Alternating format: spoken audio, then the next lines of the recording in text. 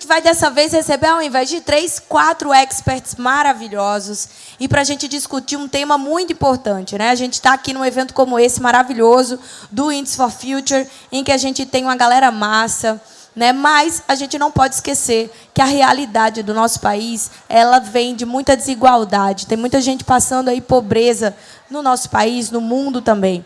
E aí também é compromisso da sustentabilidade. A gente acha muitas vezes que é só olhar para o meio ambiente e, na verdade, o social, ele tem um papel fundamental nisso, né? Para a gente se comprometer com a redução da pobreza, com a redução da desigualdade social.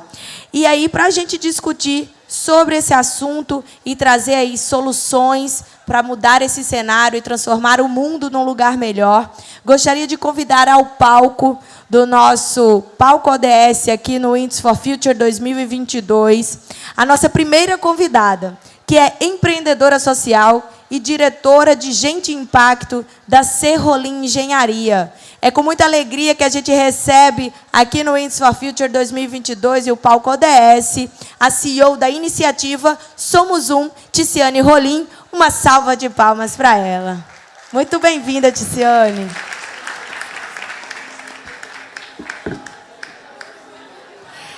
Nosso segundo participante vem para mostrar que é na diversidade que surgem aí algumas ideias mais inovadoras e com potencial de transformação real. Olha só, e aí a gente recebe aqui no nosso palco ODS, com tanta energia e calor humano, que a gente está aqui dando de sobra para todo mundo, o inovador, aquele que foi o criador do inovador Banco Palmas e da primeira moeda social do Brasil. Salva de palmas para a gente receber o Joaquim Melo.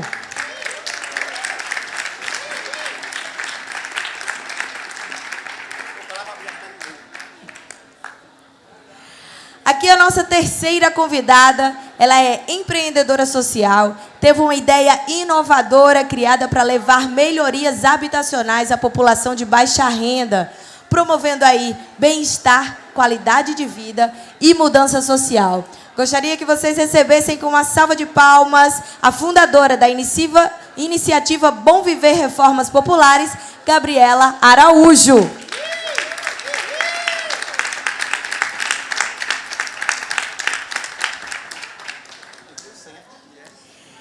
E aqui também, completando a nossa trinca de painelistas. Não, se está aqui também o professor?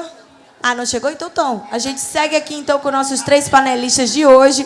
E aí, gente, para discutir novas formas da gente reduzir a pobreza, né, e trazer mais igualdade social.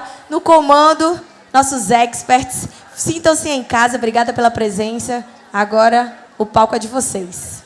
Bom dia, pessoal. Obrigada. Ui, que delícia falar desse assunto na praia. Obrigada pela apresentação. E a alegria de estar aqui com Gabi e Joaquim nesse painel. Ai, o Macedo chegou. Apresenta ele agora. Peraí, vou voltar o microfone para ti. Aqui, ó. Voltou para mim, então, porque, assim, merece também a apresentação. Então, já podem receber com salva de palmas, porque ele mesmo já está ocupando o lugar dele. A gente está aqui recebendo no nosso palco o professor da UFC, cientista-chefe de dados da transformação digital do governo do Ceará, o José Macedo. Bem-vindo, José Macedo.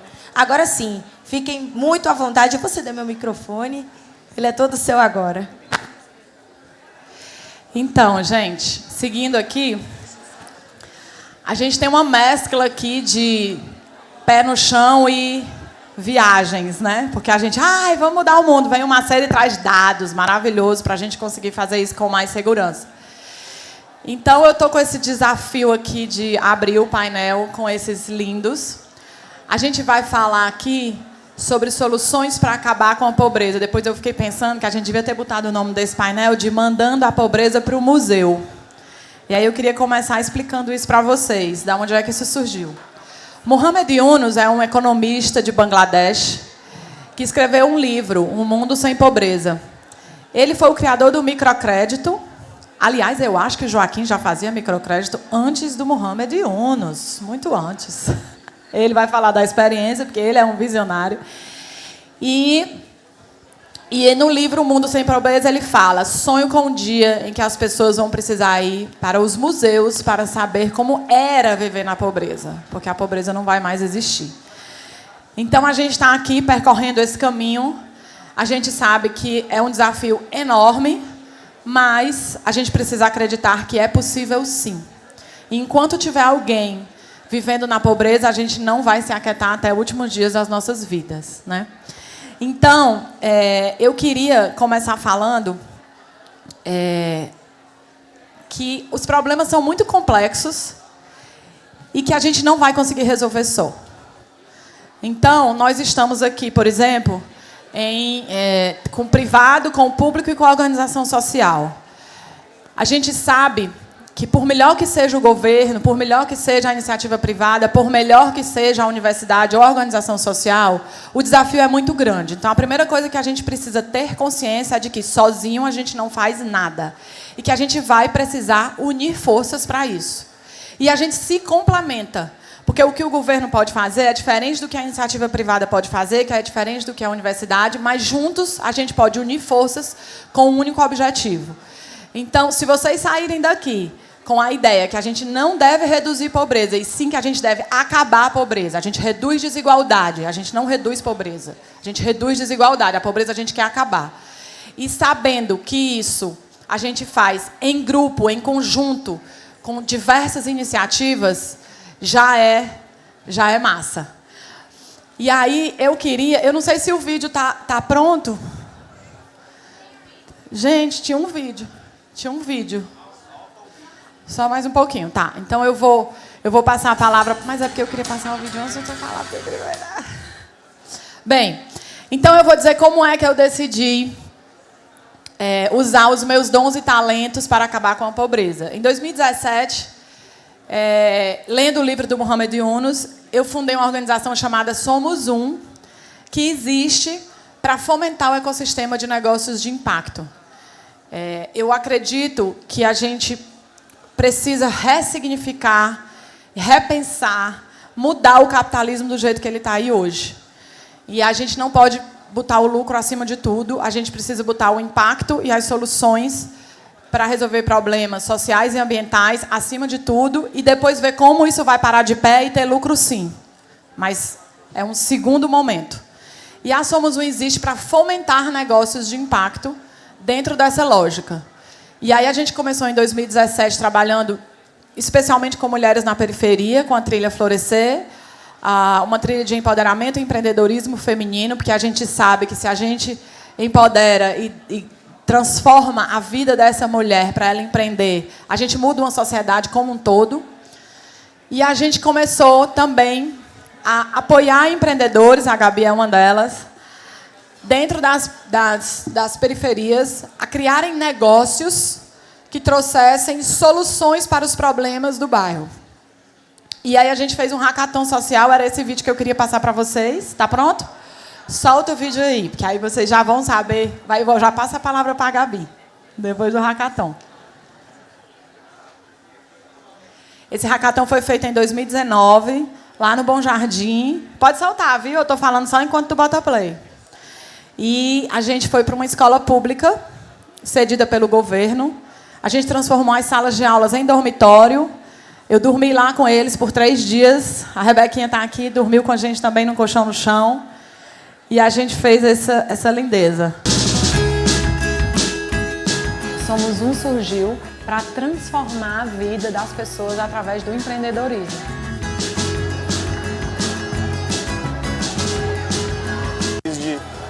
Da área do direito, expertise e tecnologia. Primeiro, as equipes vão desenvolver a definição dos problemas. Em seguida, eles vão começar a modelar os negócios. No último dia, eles vão prototipar essa solução. Eles vão apresentar para uma banca de jurados. A gente espera que surjam negócios espetaculares que vão impactar e resolver problemas aqui no Bom Jardim.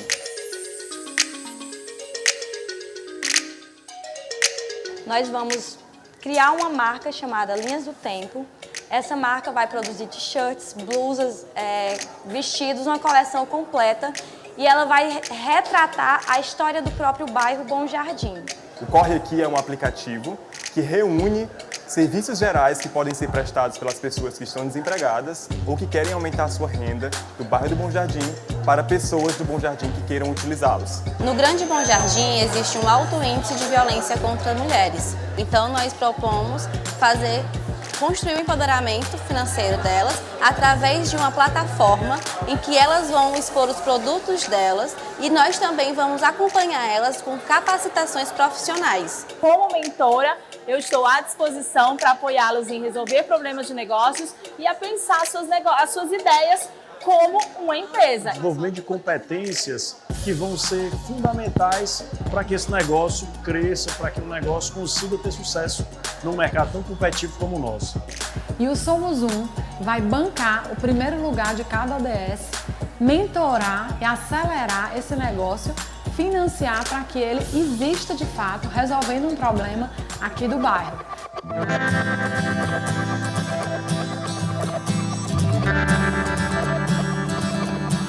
Gabi!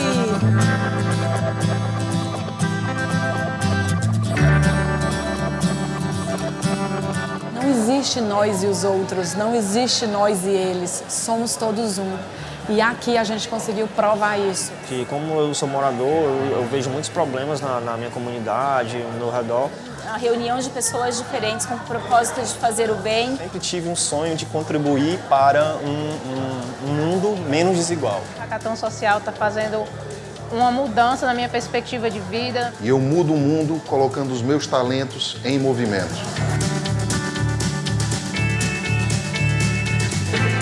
O vencedor da ODS Educação de Qualidade foi... Escola Jardim! O vencedor da ODS Saúde é Bom Viver!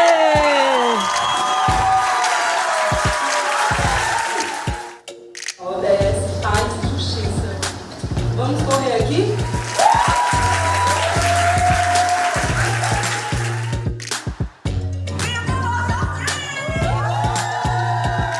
Negócios que possam gerar dinheiro, autonomia, renda, mas ao mesmo tempo que possam deixar um legado transformador aqui para o Bom Jardim.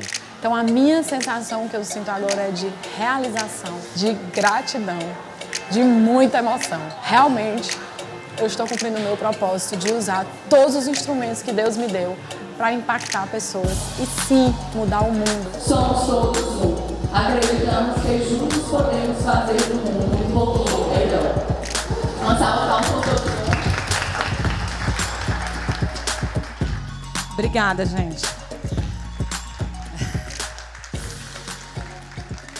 Então, esse é um dos instrumentos que a gente está colocando em movimento para acabar com a pobreza. E aí eu queria passar o vídeo antes de passar a palavra para a Gabi, para vocês entenderem da onde nasceu o Bom Viver. Foi no nosso hackathon. E aí, Gabi, conta essa história.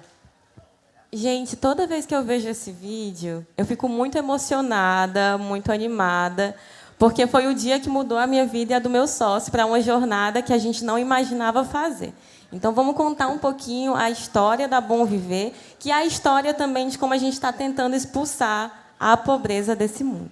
Então, a Bom Viver ela começa nesse encontro de pessoas e propósitos, que foi o Hackathon Social. Eu e meus sócios trabalhávamos no terceiro setor, sempre ali com a questão da educação social, garantia de direitos, gestão de projetos, principalmente para ele na área de arte urbana, cultura. E o que a gente observava? Que a gente tinha muitas dificuldades em conseguir ser sustentável em atividades que a gente fazia sozinhos no território, em coletivo, enfim. E foi então que a gente conheceu o mundo dos negócios sociais e entendeu que era uma possibilidade de gerar impacto e de ser economicamente sustentável. Nós somos 2 empreendedores periféricos, então a gente parte de um lugar do empreendedorismo que é diferente e que ainda é muito limitado para as pessoas, porque a gente precisa de espaços que gerem oportunidades, como a Somos Um gerou. Hoje, a Bom Viver é um negócio de impacto social que promove melhorias habitacionais na periferia de 2 formas. Primeiro, com linhas de crédito, porque a gente entendeu que na periferia todo mundo sabe que precisa reformar. A gente acorda, olha para a nossa casa e entende o que é que eu preciso mudar para ter uma melhor qualidade de vida. mas eu não tinha o como. Então, a gente tem parceria com bancos, inclusive com o Banco Palmas, que está aqui representado pelo Joaquim, que faz com que essas reformas possam ser parceladas. Então, a família consegue parcelar em 12 vezes, em 24 vezes, de acordo com o que cabe no bolso dela, para também não causar o endividamento. A gente tem muita consciência disso, então a gente estuda caso a caso. E isso que é legal de ser um empreendedor da periferia, porque quando o problema vem, a gente consegue ter a sensibilidade de entender qual que é a dor daquele cliente, porque aquela dor também foi a nossa. E aí é por isso que a gente precisa de outros negócios sociais que partam de empreendedores periféricos. Outra coisa que a gente faz na Bom Viver são a nossa linha de subsídios. O que é essa linha de subsídios? São reformas gratuitas para as famílias que estão no alto índice de vulnerabilidade social. E elas conseguem acessar essas reformas a partir de conexão com empresas, com instituições, para que elas possam financiar gratuitamente para essas famílias as reformas. Então, a gente fez pacote de 10 banheiros no Bom Jardim através da Habitat para a Humanidade. A gente tem um projeto hoje com a Gerdau, que se chama Reforma que Transforma, que tem mudado a vida de diversas famílias. A gente tem reformado banheiros de casas, inclusive, que não tinham banheiros antes. Então, às vezes, pode parecer uma realidade que é distante para algumas pessoas, mas que é o cotidiano de outras. E é o cotidiano de tantas, que é importante a gente contabilizar que número é esse, para que a gente consiga impactar essas famílias. E é assim que a Bom Viver tem também expulsado a pobreza de alguns territórios. Hoje a gente atua em toda a região de Fortaleza, somente nas periferias, nós não atendemos outros bairros. E também trabalhamos agora com essa operação no território do Maracanaú. E aí, pensando isso, pensando aqui o tema da mesa, essa questão da junção de todos os setores que a TICE traz para que a gente consiga, de fato, impactar positivamente a vida das pessoas e transformá-las a longo prazo. Isso também é uma das nossas motivações na Bom Viver, porque a gente sabe que, reformando a casa daquela família, a gente vai mexer na autoestima dela, em como ela se enxerga na cidade, em como ela se enxerga quando olha no espelho, quando acorda, abre o olho e olha para aquela casa nova que ela vai ter. Então, quando eu falo dessa questão de juntar os setores, trazendo uma situação real da Bom Viver que a gente tem vivenciado lá no território do Maracanã, é o seguinte: a gente tem esse projeto das reformas gratuitas que pode transformar a vida das pessoas, mas, às vezes, a gente chega na casa da família para fazer o cadastro e aquela família não tem nenhum documento de identidade. E aí eu não consigo jogar o nome da família na plataforma da Gerdau, porque se ela não tem o documento de identidade CPF, eu não consigo colocar ela no sistema. Então, a gente conversa com essa parceria que a gente tem com a prefeitura para que eles consigam inserir e garantir esse direito da família para depois a Bom Viver chegar. Então, é muito importante que a gente tenha na nossa mente, no nosso coração, que cada um de nós, seja a sociedade civil organizada, sejam os negócios de impacto, o terceiro setor e o poder público, todo mundo tem um papel essencial nessa trilha de volta à dignidade das famílias, para que essas vidas possam ser transformadas. Eu sei que o nosso tempo aqui é curtinho, então eu já vou passar a palavra para o Joaquim, mas depois a gente vai dialogando um pouco mais. E eu só queria deixar mais uma vez aqui, para finalizar, que a gente precisa de mais empreendedores periféricos. Então, se você está numa organização e está aqui ouvindo a gente hoje, e quer levar ou a transformação das reformas a partir da Bom Viver, ou a transformação a partir de novos empreendedores periféricos, entre em contato com a gente, entre em contato com a Somos Um e vamos fazer parte dessa transformação todo mundo junto. E, para finalizar, eu gosto muito sempre de trazer algo nesse sentido. Eu queria trazer uma frase do Lázaro Ramos, no livro dele, Minha Pele, que fala de toda a trajetória dele enquanto ator e como um ator negro que enfrentou o racismo, que enfrentou as desigualdades sociais. E, no final, ele fala assim: é por isso que eu sempre digo para os meninos e meninas que têm origem parecida com a minha: não existe lugar limitado para você, não existe lugar pré-determinado, seu lugar é onde você sonha estar. Então, que a partir desse movimento de expulsão da pobreza que a gente tem tentado fazer essas transformações, a gente possa devolver o sonho para o nosso povo. Porque acho que antes do hackathon social, muita gente não tinha pensado que poderia criar um negócio de impacto ou um negócio na periferia, e a gente tem conseguido fazer transformações gigantescas, né? Porque cada vida importa. Cada casa que a gente reforma é uma família. E aí a gente vai conseguir colher esses frutos aí nos próximos anos. Obrigada, gente.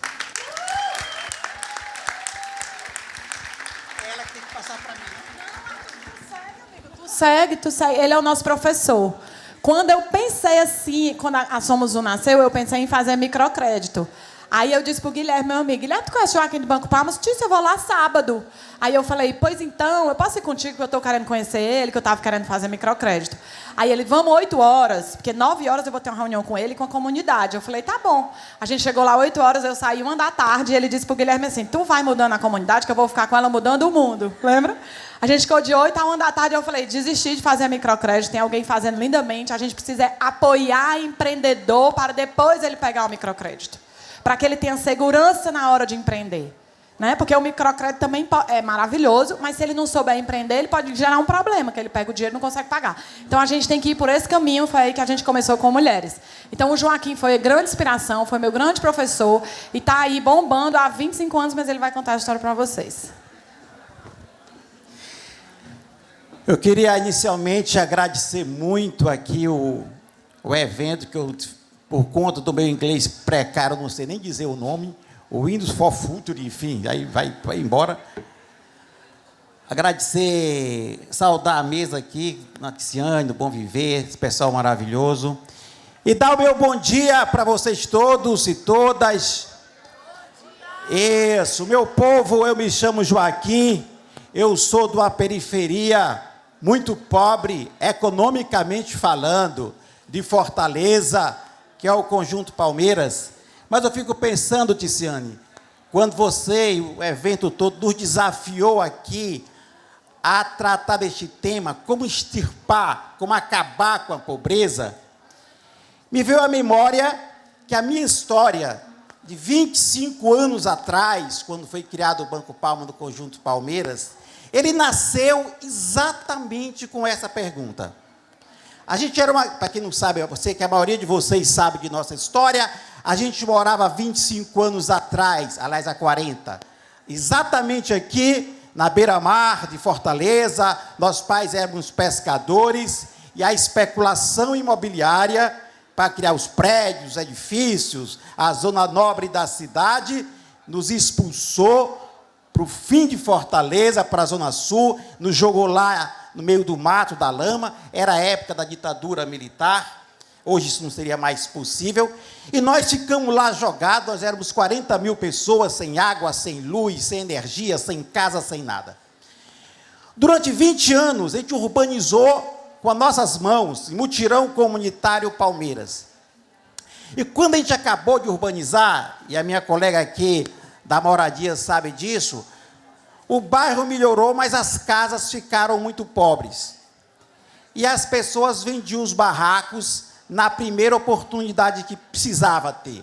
Adoeceu um filho, precisa fazer uma cirurgia, o marido foi preso, precisa pagar o advogado, elas não tinham nada para vender, vendiam os barracos, agora tinha quem quisesse comprar, porque o bairro estava mais ou menos urbanizado. Aí nós fizemos a pergunta que mudou as nossas vidas, e que nos ilumina até hoje, 25 anos depois, que era, por que nós somos pobres? A gente saía no meio da rua, fazendo roda de conversa com essa, perguntando para as pessoas, por que nós somos pobres? E as pessoas diziam assim, a gente é pobre, tio, porque não tem dinheiro. Ih, aqui todo mundo é liso. Ih! Ficaram aquela palhaçada cearense. 5 minutos, já foi 4, eu não cheguei no Banco Palma, mas o interessante, vou concluir. O interessante aqui não é nem eu contar a história, é a metodologia. E eu vou encerrar em 1 minuto. Porque ela já fez ali para mim, são 4. Tá certo. Ela disse, mais 1 eu corto e você vai tomar banho de praia. Eu adorei, vou acabar. Pois então, vamos lá, disputaria para lá. Enfim, meu povo. Então, a gente pegou uma folha de papel e os jovens foram de casa em casa fazendo uma pergunta básica, que era o seguinte, o que é que a senhora já compra, onde compra e qual é a marca do que a senhora já compra? Não interessa de onde vem o dinheiro, se de aposentadoria, se de esmola, se de doação, tal. 95% daqueles 40 mil habitantes compravam fora do bairro produtos das grandes marcas, das grandes corporações. E nós descobrimos a pergunta que mudou as nossas vidas. Não existe bairro pobre, comunidade, distrito, estado, país pobre. Existe comunidade que se empobrece, porque a gente perde as nossas poupanças locais. E perde porque tudo que a gente compra é das grandes corporações, das grandes marcas. E nós decidimos, vamos criar o Banco Palmas, o primeiro banco comunitário do Brasil para apoiar o crédito, para quem quiser produzir produtos locais. E vamos dar dinheiro emprestado para quem quiser consumir nas empresas do bairro. E foi aí que a gente criou o Palma Card. Olha a autoestima. Isso aqui era no mimeógrafo. Pode tirar foto aqui, vai. Ihi! O primeiro cartão de crédito do Brasil. E as pessoas começaram a comprar no bairro, nas empresas do bairro. E nós fomos emprestando dinheiro para fazer coisas. Uma delas é a Palma Fashion. Com muito orgulho aqui, o meu merchandising. Tudo isso aqui é feito pelas costureiras do meu bairro. 500 mulheres que faz a camisa, que faz o sapato, e a gente compra nas empresas locais. Depois, eu sei que minha história é curta, meu tempo é curto, criamos a Palmarte, a Palma Límpia, a Palmatur, a Palmatec, a empresa de tecnologia, confiando na extraordinária capacidade produtiva que tem no meio da gente. Dos pobres, dos ricos, a gente tem que valorizar. Eu, para encurtar essa conversa, em 2013, a gente funcionava com a moeda de papel. E o Banco Central nos perseguia pra cacete, porque ele não entendia, dizia que a gente fabricava dinheiro, é lastreado em reais. Não tenho tempo de contar, mas isso aqui é lastreado em reais, eu compro no comércio, o comércio depois troca por reais. Mas em 2013, qual é meu tempo, querida? 1 mês, segundo? Pode dizer aí, porque essa história é mais longa que um dia de fome, então se eu for contar tudo... Pois, para encerrar a conversa, a partir de 2013, nós nos digitalizamos.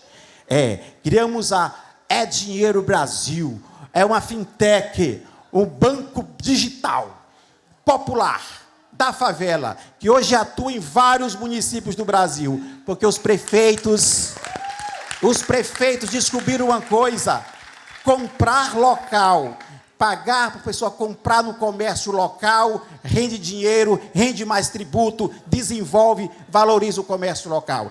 Eu não posso me esticar, mas no debate eu posso me dizer mais.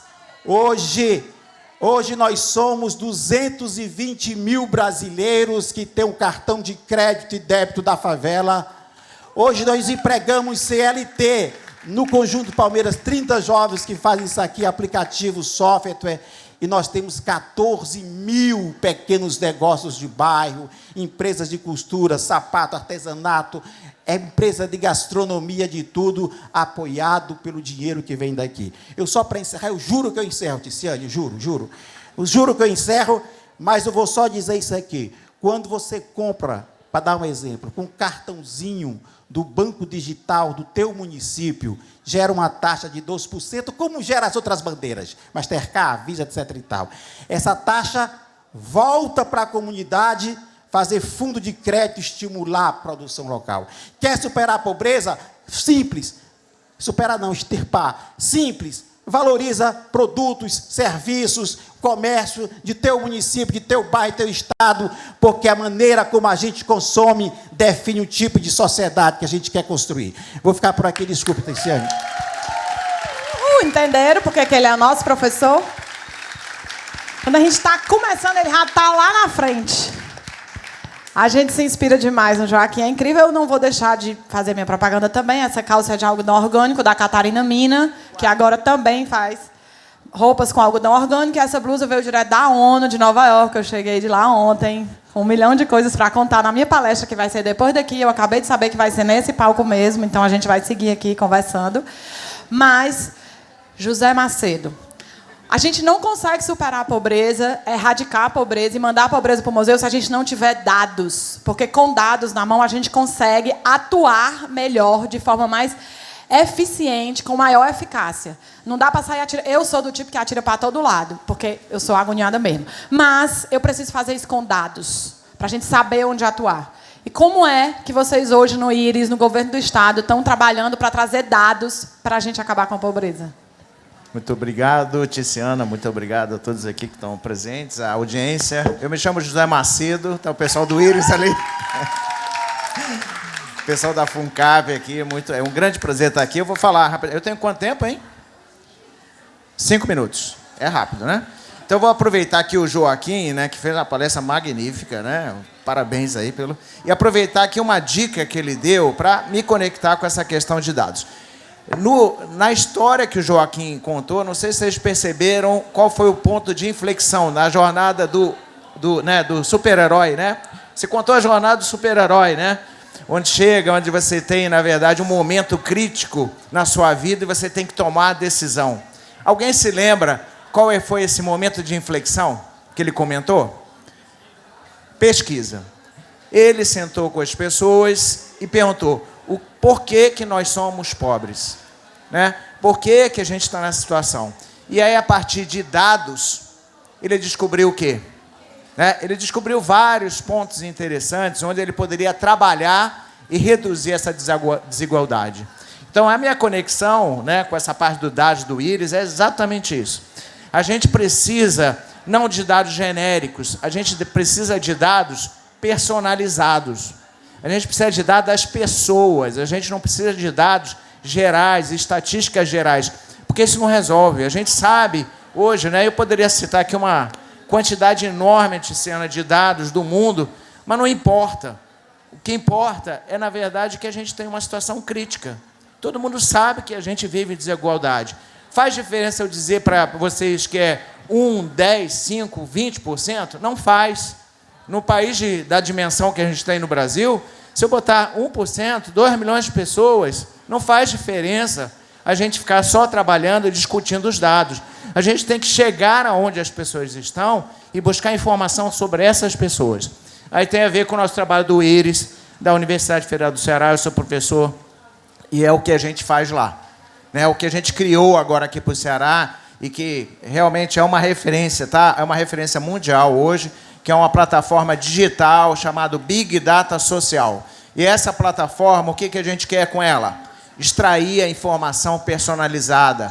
Né? Colocamos 184 agentes sociais, um em cada município, visitando cada uma das famílias. Nosso objetivo são 150 mil famílias abaixo da linha da pobreza. São as famílias que mais precisam, que não têm comida, não tem uma refeição por dia, para vocês imaginarem.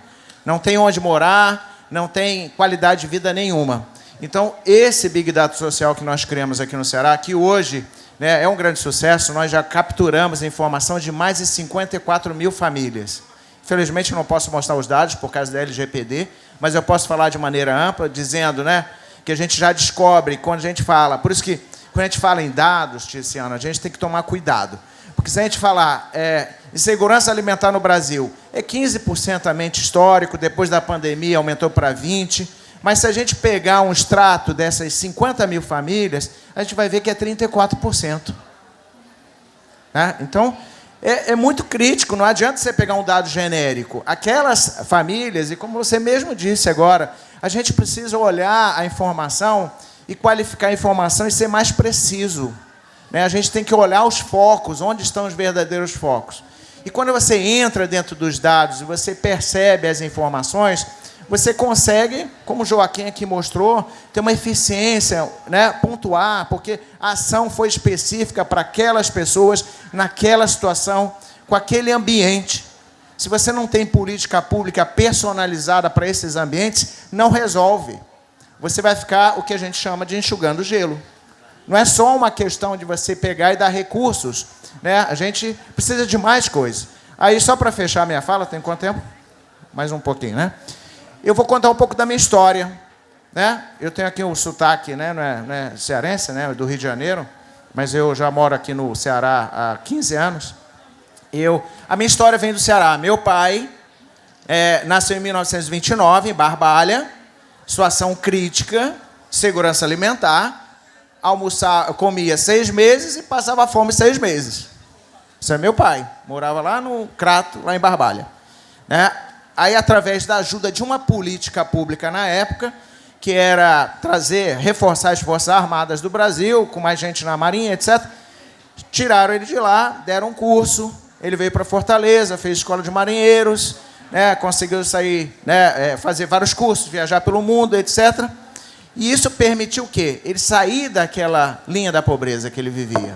Permitiu que ele olhasse outras coisas. Em paralelo, ele casou com minha mãe no Rio de Janeiro, que também viviam na periferia do Rio de Janeiro, né, uma situação muito crítica também, e que tinha uma política no Rio de Janeiro na época também para formar as mulheres para serem professoras. Né? O que eu quero dizer com isso?